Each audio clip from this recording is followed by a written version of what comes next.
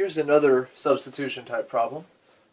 12x minus 14y equals negative 28, and 6x minus 7y equals negative 14.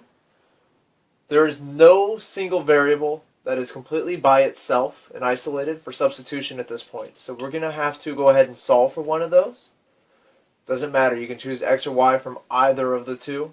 I notice the second equation has smaller numbers. I'm going to go ahead and get y by itself. So I'm going to start by moving my 6x to the other side.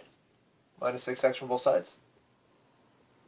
That gives me negative 7y equals negative 6x minus 14.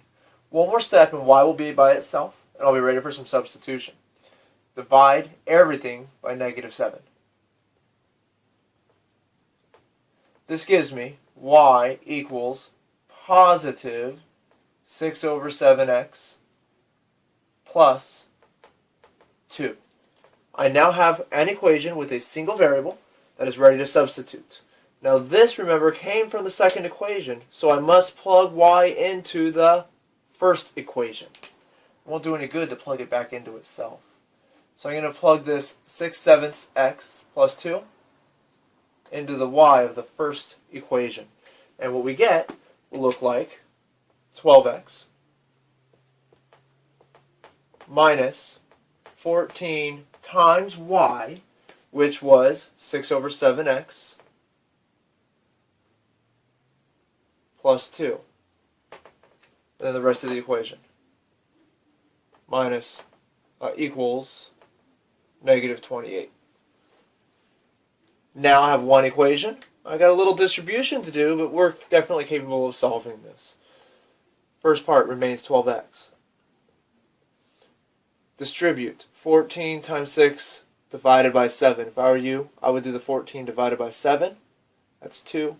Times 6 is 12, and it will be negative.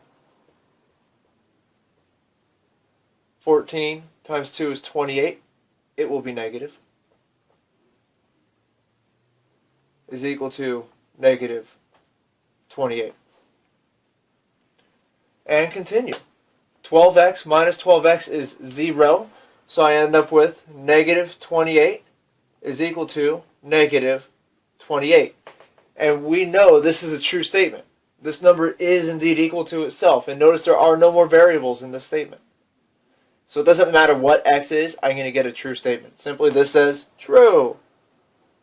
Which means any number you plug in for x will make both inequalities work. So we say there are an infinite